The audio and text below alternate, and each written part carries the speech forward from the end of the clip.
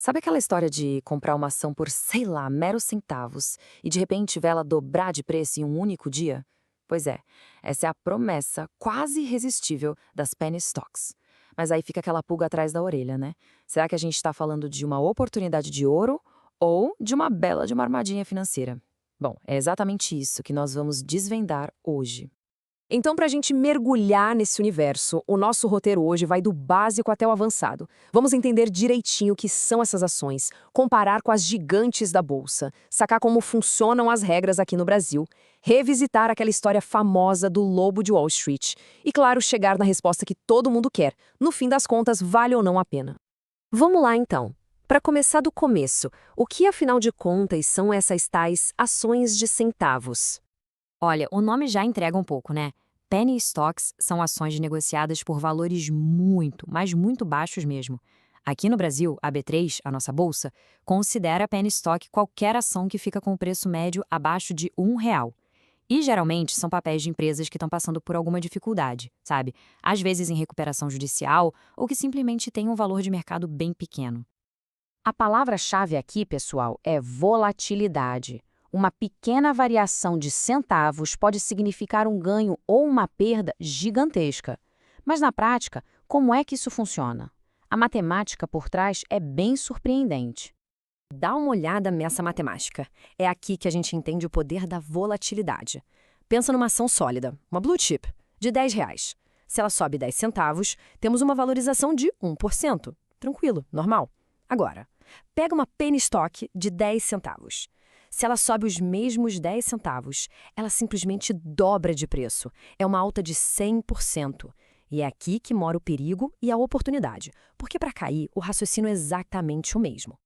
Então, para resumir, as características principais são essas aqui. Um preço bem baixo, o que as torna super acessíveis, baixa liquidez, ou seja, pode ser bem difícil achar comprador na hora de vender, um risco elevadíssimo, porque no fundo são investimentos especulativos.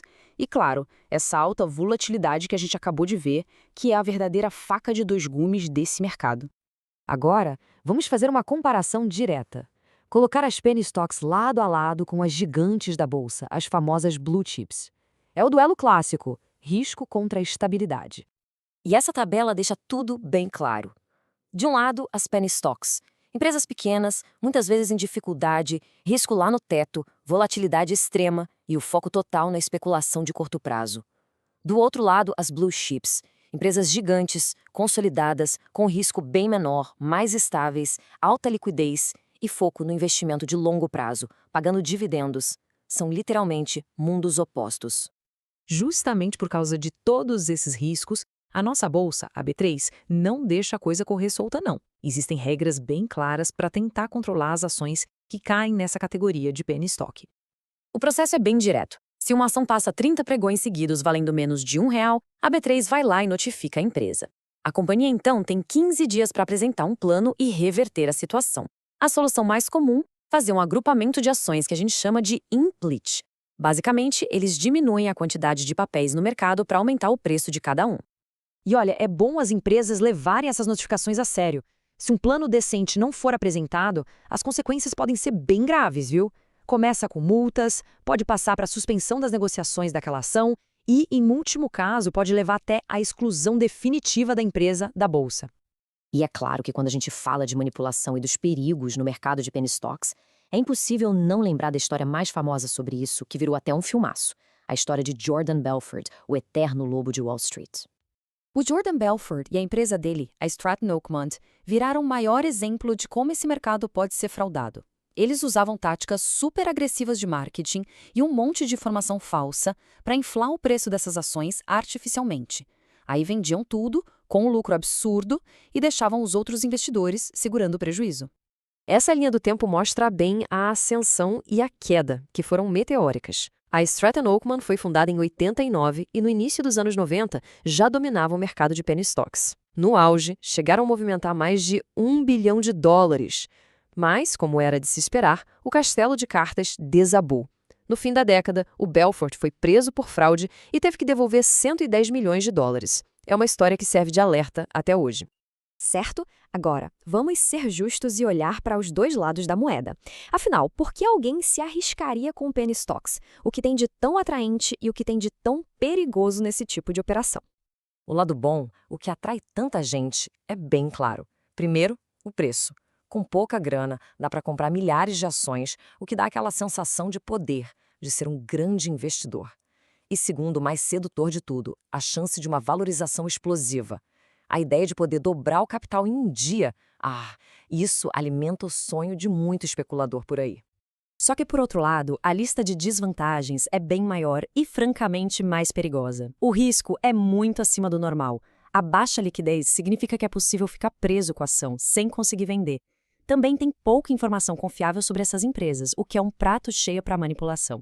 E a mesma volatilidade que gera lucros pode causar perdas devastadoras na mesma velocidade.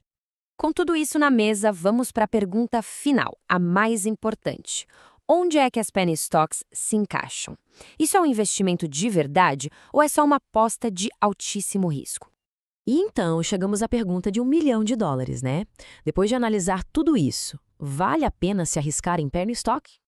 Olha, a resposta não é um simples sim ou não. Penny stocks são para um perfil muito específico, o especulador. Alguém que está buscando ganhos rápidos e que entende, e mais importante, aceita a possibilidade de perder tudo. Elas nunca devem ser o foco de uma carteira, mas sim uma fração minúscula de um portfólio já diversificado. E a estratégia tem que ser de curto prazo: entrar, realizar o lucro e sair rápido. E, para fechar com chave de ouro, essa citação do Warren Buffett resume tudo. Ele diz o seguinte: compre apenas algo que você ficaria perfeitamente feliz em segurar se o mercado fechar por 10 anos. Pensa bem nisso. Isso é investir. E as penny stocks, elas são o extremo oposto dessa filosofia. Não são um investimento para o futuro, são uma aposta no agora, a especulação em sua forma mais pura. Se essa análise foi útil e o pessoal quer se aprofundar em estratégias de investimento de verdade, com foco no longo prazo, seguindo a filosofia de gigantes como Barsi e Buffett, a dica é se inscrever no canal Top Dividendos. Lá, a gente mostra da teoria à prática como construir uma carteira sólida e ainda dá para conhecer a nossa. Vale a pena conferir.